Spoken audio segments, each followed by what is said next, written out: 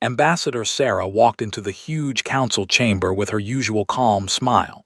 The room was enormous, with seats arranged in a perfect circle. Each seat was built for a different alien species. The humans had been given the smallest section, which made sense since they were the members. She sat down in her chair and opened her data pad. Today was another meeting about trade routes and security. For 3 years now, humans had been part of the Galactic Council. 3 years of being polite, helpful, and patient. 3 years of getting ignored. The other species barely looked at her. The delegates were tall, gray beings with 4 arms and faces that never showed emotion. They controlled the biggest military in the galaxy. Next to them sat the Axiom, who looked like walking metal trees. They made all their decisions based on math and logic. The collective representatives were the strangest. They looked like normal beings, but they all shared one mind. When one spoke, they all spoke the same words at the same time. It was creepy, but Sarah had gotten used to it. They were beautiful in a cold way. They had pale blue skin and white hair, and they acted like they were better than everyone else. They probably were, since their technology was hundreds of years ahead of most species. The delegate sat alone, as always. His people trusted no one. He had 6 eyes that moved in different directions, watching everything. They looked the most like humans, except for their sharp teeth and yellow eyes. They reminded Sarah of sharks. "Order, order," called the council speaker, a named war leader. His voice was deep and rough. "Today we discuss the situation in the Outer Rim sectors." Sarah straightened in her chair. Finally, they would talk about the attacks on human colonies. Maybe now the council would act. "The humans have sent another request for patrol ships," war leader continued. He sounded bored. "They claim pirates are attacking their settlements." The delegate stood up. His name was Hunter Prime. "These attacks happen to everyone. Why should humans get special treatment? We all lose ships and people to pirates." Sarah raised her hand. "If I may speak, Hunter Prime, these attacks are different. The pirates are targeting civilian populations, research stations, farming colonies. These are not military targets." The Axiom delegate's metal face turned toward her. "Ambassador, our calculations show that 12 colony losses in 6 months represents only a 0.3% reduction in human population growth. This falls within acceptable parameters." Sarah felt her smile tighten, but she kept her voice calm. Those colonies had names: New Geneva, Hope's Landing, Terra Verde.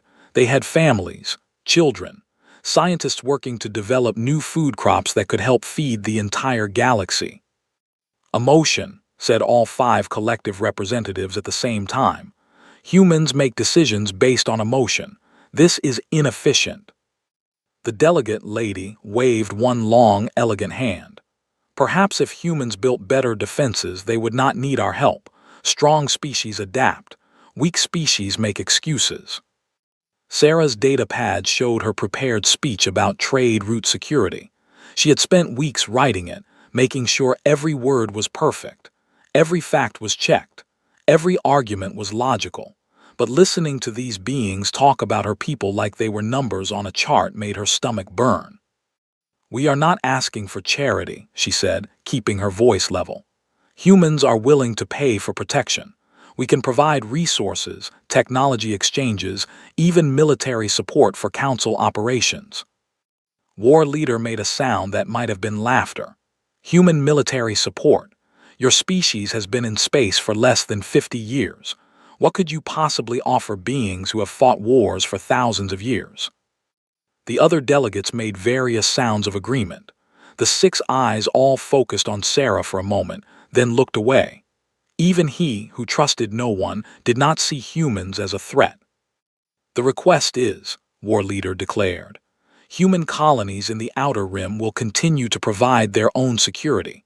The Council has more important matters to address." Sarah felt something cold settle in her chest. She had expected this, but hearing it still hurt. "May I ask what matters are more important than protecting innocent civilians?"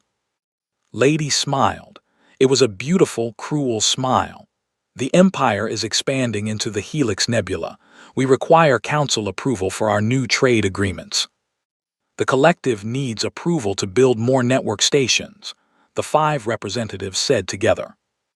The military requires funding for our new dreadnought program, war leader added. Sarah looked around the chamber. These beings could destroy entire planets if they wanted to.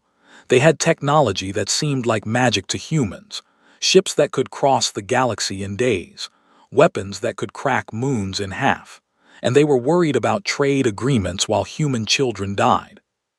She thought about the last message from New Geneva just before the attack. A little girl named Emma had sent a video to her grandmother on Earth.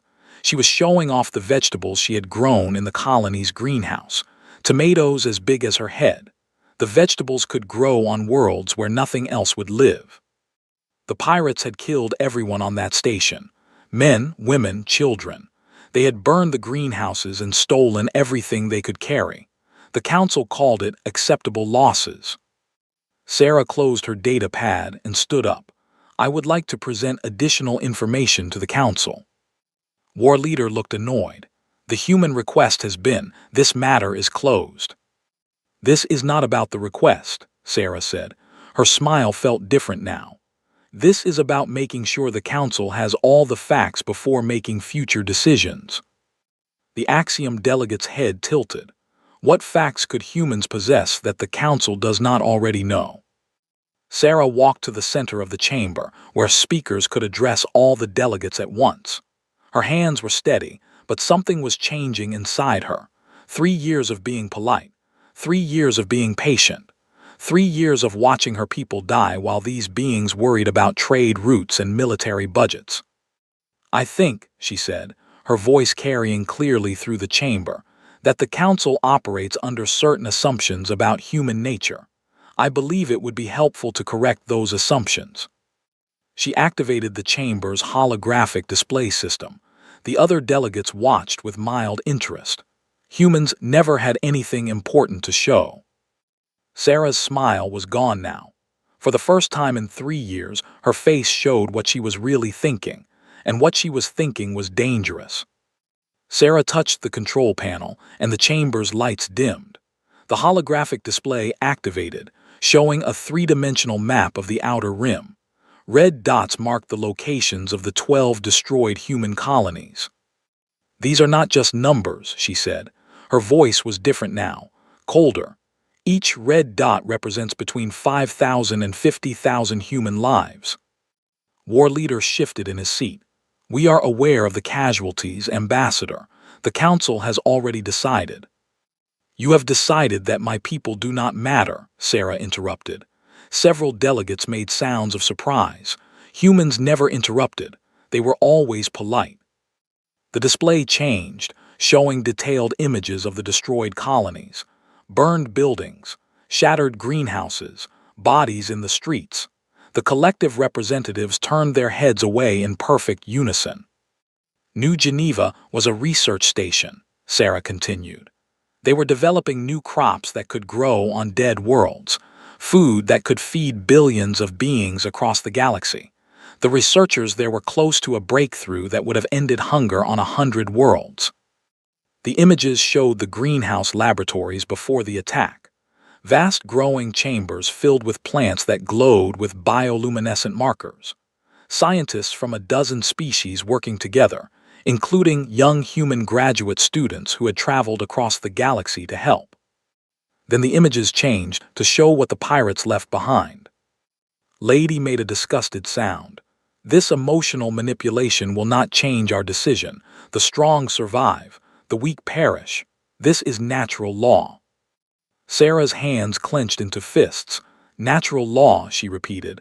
Survival of the strongest, adaptation or extinction. She looked directly at the delegate. Tell me, lady, how did your people become so strong? The question seemed simple, but something in Sarah's tone made the chamber feel tense.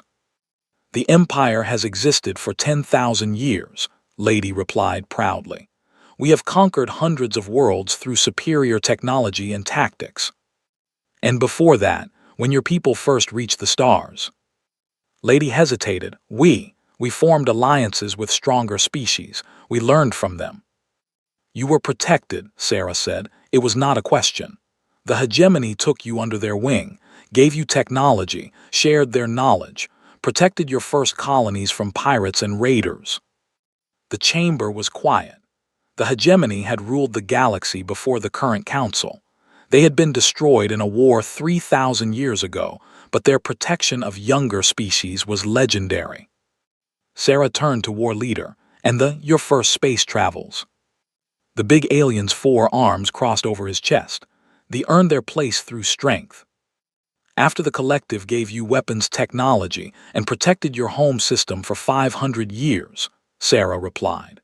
Her data pad showed historical records that made War Leader's face darken. She looked at each delegate in turn. Every species in this chamber was once weak, once new, once in need of protection. Every single one of you was helped by stronger, older species who chose to share their strength instead of watching you die. The Axiom delegate spoke up. These historical facts do not change current mathematical realities. Resource allocation must be based on efficiency calculations. Sarah nodded. You are absolutely right. Let me show you some calculations. The display changed again. Now it showed shipping lanes throughout the galaxy. Bright lines marked the major trade routes that connected all the council worlds. These are the trade routes that make your economies possible, Sarah said. 60% of them pass through what you call the Outer Rim, the same region where you say piracy is an acceptable problem. The trade route data showed massive cargo flows. Trillions of credits worth of goods moved through those shipping lanes every day. The pirates attacking human colonies were also attacking supply convoys, mining operations, and transportation hubs. The pirates are not just targeting humans, Sarah continued. They are building a power base in the Outer Rim. In 6 months, they have captured 17 systems. They now control enough territory to threaten major shipping lanes. War Leader leaned forward. Our intelligence reports do not show. Your intelligence reports show what you want to see, Sarah cut him off again. You see 12 human colonies destroyed and call it acceptable losses. You do not see that those colonies were also defensive outposts, monitoring stations, and early warning systems. The display zoomed in on the destroyed colonies. Each one had been positioned to watch key approach routes into the inner galaxy. Their destruction left huge gaps in the detection network that protected the core worlds. New Geneva was monitoring the approach, Sarah said. Hope's Landing watched the gate. Terra Verde guarded the Vega Junction. Every colony you dismissed as unimportant was actually a tripwire protecting your precious core worlds. The delegates began to understand. Without the human colonies, the pirates could move freely through the outer systems. They could build fleets, establish bases, and plan attacks on the wealthy inner worlds. But this is still a minor problem, Hunter Prime argued. A few pirates cannot threaten the entire galaxy. Sarah's expression grew darker. A few pirates, she touched the controls again. The display showed intercepted communications from the pirate attacks, voice recordings, video messages, and tactical data that made the delegates sit up straight. The pirates were not random raiders. They were organized, well-equipped, and they were using military tactics that matched those of the enforces. These pirates are being supplied and trained by someone with access to Council military technology, Sarah said. Someone who wants the Outer Rim destabilized. Someone who benefits from chaos in the border regions. The accusation hung in the air like a bomb waiting to explode. You suggest that a council member is supporting these attacks. Lady's voice was icy. I suggest that someone is playing a longer game than the council realizes, Sarah replied. And while you debate whether human lives are worth saving, that someone is building an army in the darkness between the stars. War Leader stood up, his 4 arms spread wide in a threatening gesture. These are serious accusations, human. Do you have proof? Sarah's smile returned, but it was nothing like her old diplomatic expression. This smile was sharp and cold and dangerous. I have something better than proof, she said. I have a decision to make. Sarah touched the control panel again. The display cleared, showing a simple blue and green planet spinning slowly in the center of the chamber. "This is Earth," she said, "my home world. For the past 3 years, you have treated humans as the weakest species in the Council, primitives who barely understand space travel, emotional beings who make poor decisions." The delegates watched with growing impatience. They had seen Earth before, a young world with a young species that had joined the galactic community only recently. "I think it is time you learned who you have been dealing with," Sarah continued. Her voice was calm, but there was something underneath it now, something that made the air in the chamber feel heavier. The image of Earth zoomed in, showing the continents. Then it zoomed in further, showing cities, roads, and green farmland. It looked peaceful, civilized. "Humans have been spacefaring for less than 50 years, Sarah said. "Before that, we were trapped on this single world. One planet, one species. For our entire history, until very recently, every human who ever lived was born and died on Earth." War Leader made an impatient sound. "This is known, Ambassador, your point." Sarah's smile widened. "My point, War Leader, is what humans did to each other while we were trapped together on that one small world." The display changed, showing historical images from Earth. At first they looked normal, ancient human settlements, early cities, farming communities. Then the images began to show something else. Battlefields covered with bodies, siege engines destroying city walls, warriors with metal armor and sharp weapons cutting through enemy lines. The delegates watched with mild interest. Most young species had violent histories. But the images kept coming, and they kept getting worse. Massive armies clashing across open fields, cannon fire reducing fortresses to rubble, ships with huge guns firing at each other across dark oceans. The scale was growing larger. The weapons were becoming more deadly.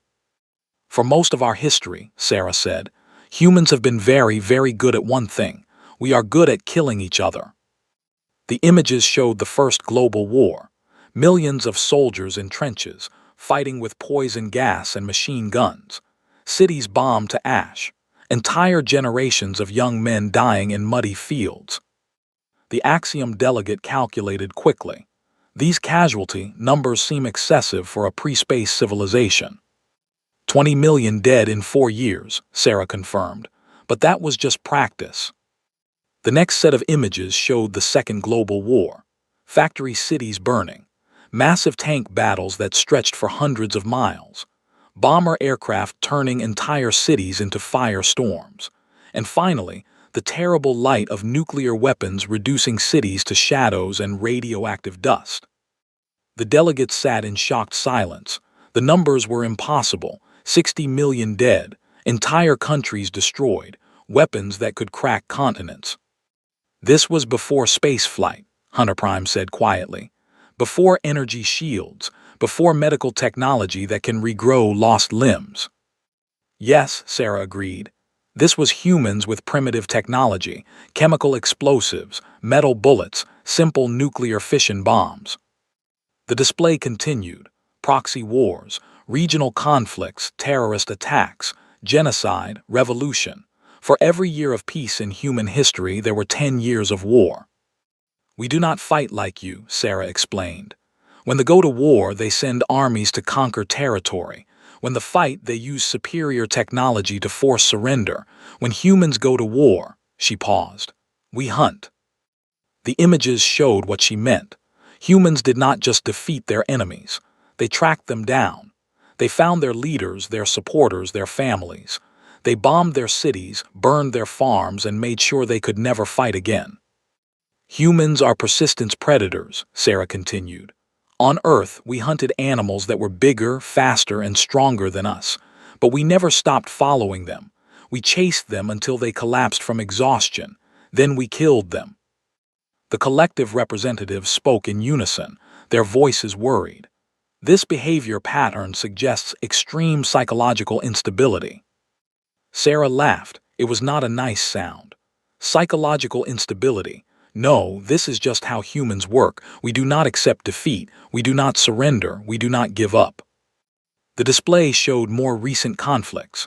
Small wars in distant countries that lasted for decades. Terrorist groups hunted across multiple continents. Criminal organizations destroyed by law enforcement that never stopped looking for them. When someone hurts us, Sarah said, we hurt them back. When someone threatens our people, we eliminate the threat. When someone declares war on humanity, her smile became something truly frightening. We show them what war really means. Lady stood up, her face pale. Are you threatening the council? Threatening? Sarah looked surprised. No, lady. I am trying to help you understand what the council has been protected from for the past 3 years. The chamber fell silent, protected from. You see, Sarah continued, when humans first made contact with the galactic community, our leaders faced a choice. We could act like humans normally act, or we could try something new, something we call diplomacy. War leaders' forearms were tense, ready to reach for weapons. What do you mean, act like humans normally act? Sarah gestured to the display, which now showed Earth's current military technology. Weapons that made Council technology look like children's toys. Ships larger than most space stations. Defensive systems that could protect entire star systems. When the pirates attacked our first colony, Sarah said, the human response was immediate. 3 fleets were dispatched to eliminate all pirate activity in a 50-light-year radius. The operation was called Total Cleanse. It would have been thorough. The delegates stared at the military data. The numbers were impossible. Humans had enough firepower to glass entire worlds. But our diplomats convinced our military to stop. They said we should try to fit in with galactic civilization, try to solve problems with words instead of weapons, try to be, Sarah paused, polite. The delegates' 6 eyes all focused on her. You are saying that humanity has been holding back. For 3 years, Sarah confirmed. 3 years of being patient, 3 years of asking nicely for help, 3 years of letting the council decide how to handle threats to human colonies. The display showed the timeline of attacks on human settlements. 12 colonies destroyed while humans made requests, filed reports, and waited for council approval to defend themselves. But the council has made its position clear, Sarah said. Human lives are acceptable losses. Human colonies are not worth protecting. Human requests for help will be. She walked back to her seat, but did not sit down. So humanity will be withdrawing from the council's protection, she announced. Effective immediately, all human colonies will provide their own defense. All trade agreements negotiated through the council are canceled. All military cooperation with council forces is terminated. War leader stood up. You cannot simply withdraw. There are procedures, treaties. Sarah's smile was back, the terrible cold smile that showed her teeth. Oh, we are not withdrawing from the council, she said. We are withdrawing from the council's protection. There is a difference. She touched her communication device. Command, this is Ambassador. Authorization Omega 77. Polite mode is hereby terminated. Repeat, polite mode is terminated. Begin Operation Cleanup. The response came immediately, broadcast for all the council to hear. Understood, Ambassador. Polite mode terminated. Operation Cleanup is go. All human assets are now weapons-free. Have a pleasant day. The chamber erupted in shocked voices as the delegates began to understand what they had just heard. Sarah walked toward the exit, her diplomatic mission finally complete. Behind her, the display continued to show images of human military power, ships moving into position, weapons systems coming online, soldiers who had been waiting patiently for 3 years to do what they did best. The galaxy was about to remember why humans were so good at hunting. The council chamber erupted into chaos. War leader was shouting orders into his communication device. Lady was demanding that her fleet be put on high alert. The collective representatives were speaking rapidly to each other in perfect unison, their shared mind trying to process what had just happened. Sarah stopped at the chamber entrance and turned back to face them. Her diplomatic smile was completely gone now, replaced by something that made the temperature in the room seem to drop. Before I leave, she said, her voice cutting through the noise. "There is one more thing you should know." The shouting stopped. Every delegate turned to look at her. "The pirates who have been attacking our colonies." Sarah's eyes were cold as winter space. "We know who they are. We know where they come from. We know who supplies them, who trains them, and who gives them their orders." War Leader's four arms went very still. "What are you suggesting?" "I am not suggesting anything," Sarah replied. "I am telling you that in approximately 6 hours those pirates will cease to exist, along with their bases, their supply lines, their commanders, and anyone who has been helping them." The delegate leaned forward, all 6 eyes focused on her. "You cannot simply attack targets without council approval. There are laws, procedures." Sarah laughed. It was not a pleasant sound. Laws, procedures, like the laws that required you to protect civilian colonies, like the procedures for responding to requests for aid. She gestured back toward the chamber's display, which still showed images of destroyed human settlements. "You told us that 12 colonies full of families and children were acceptable losses, that human lives do not matter, that we should adapt or die." Her voice grew harder with each word. "Congratulations, we are adapting." Hunter Prime stood up, his shark-like teeth bared. "You dare to threaten council authority?" "Threaten?" Sarah looked genuinely confused.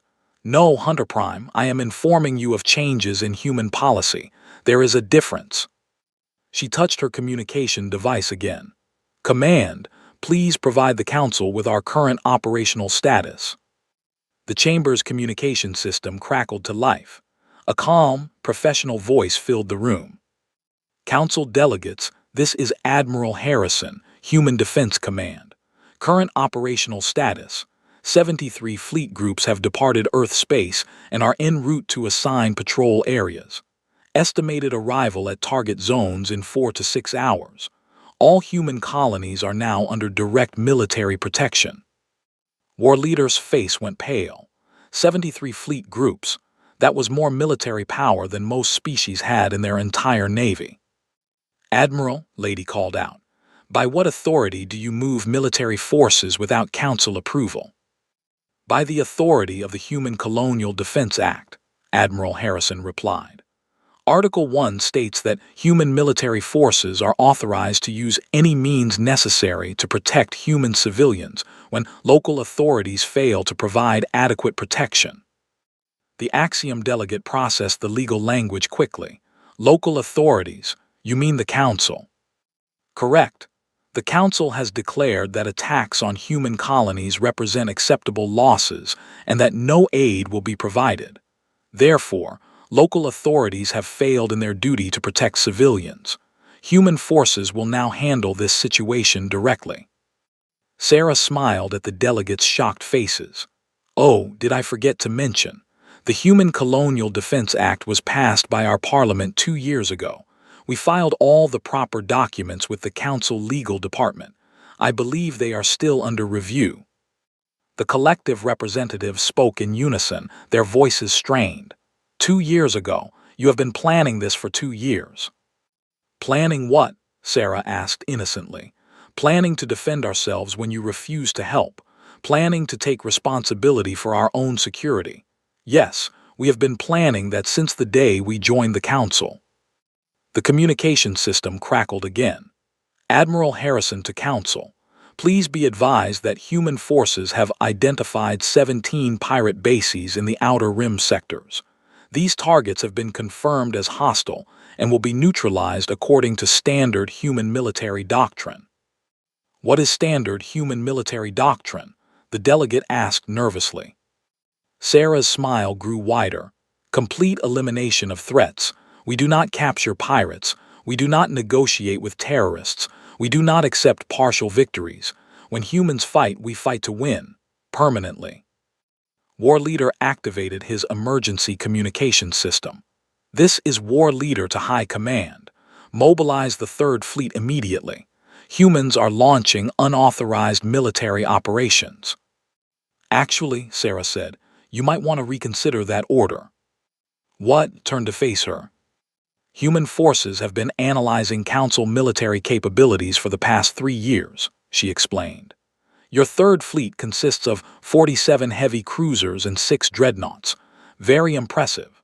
Unfortunately, a single human battle group carries more firepower than your entire third fleet. Admiral Harrison's voice confirmed her words. Council forces are advised to maintain safe distances from operational areas. Human weapons systems are designed to eliminate targets quickly and efficiently. We cannot guarantee the safety of non-human vessels that interfere with our operations. Lady's hand moved toward her own communication device, then stopped. How many ships do humans have? Classified, Sarah replied. But I can tell you that every human colony, research station, and outpost is now protected by enough firepower to destroy entire star systems. We built ships for 3 years while we waited for you to help us. We built a lot of ships. The chamber fell silent as the delegates began to understand the scope of their mistake. For 3 years, they had treated humans as helpless primitives who needed council protection. In reality, humans had been building a military force that dwarfed anything in the galaxy. But why? Hunter Prime asked. Why build such massive fleets if you wanted to join galactic civilization? Sarah's expression softened slightly. Because we learned from history, every species in this chamber was once protected by stronger allies. You were given time to grow, to develop, to become strong. We asked for the same protection. She gestured toward the display showing the destroyed colonies. But instead of protection, you gave us speeches about acceptable losses. Instead of help, you gave us debates about resource allocation. Instead of treating us as equals, you treated us as disposable. The collective representatives leaned forward. You could have revealed your true capabilities earlier, demanded respect through strength. We could have, Sarah agreed. But we hoped we would not need to. We hoped that galactic civilization was better than that. We hoped that beings who had traveled the stars would be wise enough to protect the weak instead of abandoning them. Her smile returned, cold and sharp. We were wrong. Admiral Harrison's voice filled the chamber again. All human forces, this is Admiral Harrison. Operation Cleanup is now in effect. Rules of engagement are weapons-free. Any vessel that threatens human civilians or interferes with human operations is to be destroyed immediately. No prisoners, no warnings, no mercy. War Leader sat down heavily in his chair. This is madness. You will start a war. Sarah walked back toward the center of the chamber. A war? She looked genuinely puzzled. War Leader, we tried to prevent a war. For 3 years we asked nicely for your help. We offered to pay for protection. We volunteered to support Council military operations. She gestured toward each delegate in turn. You refused our help. You ignored our requests. You dismissed our warnings about pirate activity. You told us that our people do not matter. Her voice grew quieter but somehow more frightening. So now we will handle this problem ourselves, the way humans have always handled problems, completely, efficiently, permanently. The communication system crackled one final time. Admiral Harrison to Ambassador. First wave of targets has been eliminated. Total casualties. 0 human losses, 17 pirate bases destroyed, approximately 50,000 enemy personnel eliminated. Estimated completion time for full operation, 18 hours. Sarah nodded. Thank you, Admiral. Please proceed with Phase 2. She turned back to the stunned Council delegates. Phase 2 involves expanding our security perimeter to ensure that pirates cannot re-establish bases near human territory. This will require us to patrol and secure approximately 200 star systems. 200 systems, Lady whispered. Yes, we estimate it will take about a month to complete the operation. After that, human space will be completely secure. Sarah's smile was bright and terrible. No more acceptable losses. No more requests for help. No more waiting for Council approval. She walked toward the exit again, then paused. Oh, and Council, when Phase 2 is complete, humans will be happy to discuss new trade agreements. Our terms will be significantly different from our previous offers. The chamber door closed behind her, leaving the council delegates to contemplate the new reality they had created. In trying to keep humans weak, they had forced them to reveal their true strength. And that strength was terrifying. 3 weeks later, the council met in emergency session. The chamber felt different now, smaller. The delegates spoke in quiet voices and avoided looking at the empty human section. War Leader stood at the center of the chamber, but he looked nothing like the confident military leader he had been before. His 4 arms hung limp at his sides, and his voice was tired. "Operation Cleanup is complete," he reported. "Human forces have eliminated all pirate activity in the Outer Rim, 17 bases destroyed, 53,000 enemy personnel dead, 0 survivors." The silence in the chamber was complete. "They did not capture anyone," Lady said quietly. "No prisoners, no interrogations, they simply ended them." The Axiom delegate's metal face turned toward her. "Efficiency, complete elimination of the threat with minimal resource expenditure. It is mathematically perfect." Hunter Prime made a sound of disgust. "It is butchery. Civilized beings do not wage war like this." "Do they not?" The delegate's 6 eyes moved independently, watching all the other council members. "Review the historical records. Every species here has committed similar acts when their survival was threatened." "But humans are supposed to be emotional," the collective representatives said in unison. "They are supposed to be guided by feelings, not cold calculation." War Leader activated the chamber display. It showed a tactical analysis of the human military operation. The precision was terrifying. Every target had been hit simultaneously. Every escape route had been cut off. Every supply line had been severed. "This was not emotional," he said. "This was planned, calculated, perfect." The display showed the current status of human-controlled space. In 3 weeks, humans had gone from 12 destroyed colonies to controlling over 200 star systems. They had not conquered these systems by force. They had simply moved in and established defenses so strong that no one could challenge them. "They are calling it the Human Security Zone," War Leader continued. "Any ship that enters without permission is destroyed immediately. Any threat to human civilians results in complete elimination of the source. They have made their entire territory absolutely safe." Lady stood up, her elegant features twisted with anger. "They cannot simply claim 200 systems. This violates every galactic law." "What laws?" asked the delegate. "The laws that required us to protect their colonies, the laws that prevented them from defending themselves, the laws that made their people acceptable losses." The chamber fell silent again. Everyone knew he was right. "The humans have sent a message," War Leader said. He sounded like he was reading from a script. "They are willing to negotiate new trade agreements with any species that recognizes the Human Security Zone. They offer technology exchanges, resource sharing, and mutual defense pacts." "And if we refuse?" Hunter Prime asked. "They do not care. They have made it clear that they no longer need anything from us. They have their own space now, their own resources, their own security." The Axiom delegate processed this information. They have become completely independent, self-sufficient. They no longer require council approval for anything. "More than that," Lady said bitterly, "they have become stronger than us, any one of us." The display changed to show intelligence reports about human military capabilities. The numbers were staggering.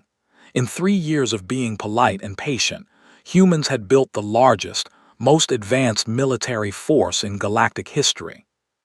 "Our analysts estimate that humans could conquer the entire galaxy within 5 years if they chose to," War Leader said. "Their technology is more advanced than ours. Their ships are more powerful. Their tactics are more effective." "Then why do they not conquer us?" the collective asked. The answer came from an unexpected source. The chamber door opened and Sarah walked in, but she was different now. Gone was the simple diplomatic uniform. Instead, she wore the dark blue dress uniform of the Human Defense Command. Her rank insignia showed that she was now Director of External Affairs. "Because we do not want your worlds," she said, walking to the center of the chamber. "We never did. We only wanted to be left alone to build our own civilization." The delegates stared at her.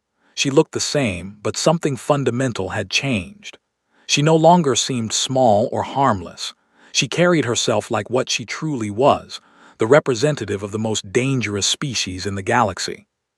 "We offered to work with you," Sarah continued. "We offered to share our knowledge, our resources, our protection. In return, we asked only for the same consideration you had given to every other species, the chance to grow and develop under the protection of those who were stronger." War Leader found his voice. "You deceived us. You hid your true capabilities." Sarah smiled. It was not her old diplomatic smile. This one was genuine but somehow more frightening because of it. "We offered you the truth many times," she said. "We tried to warn you about the pirates. We explained that they were building toward something larger. We told you that human colonies were strategic positions protecting the inner worlds." She gestured toward the display, which still showed the galactic trade routes. "We even explained that humans have different psychological patterns than other species. We told you we were persistence predators, hunters, but you chose to see only what you wanted to see." Lady leaned forward. "What do you want from us now?"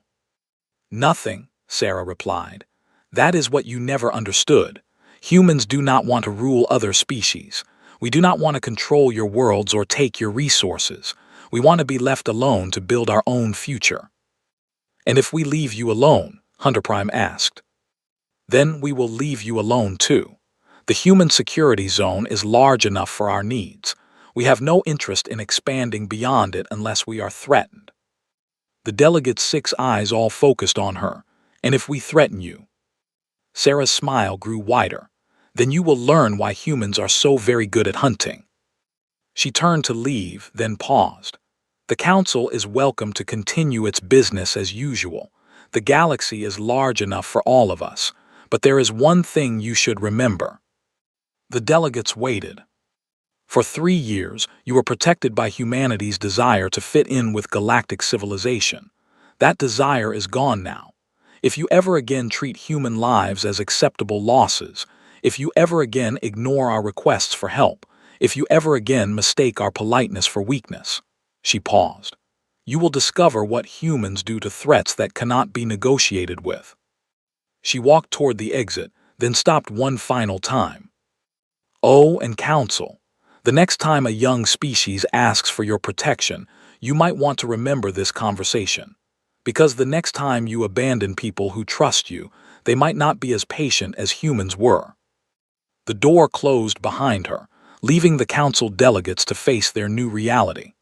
They had created the most powerful military force in galactic history by refusing to help the species that could have been their greatest ally.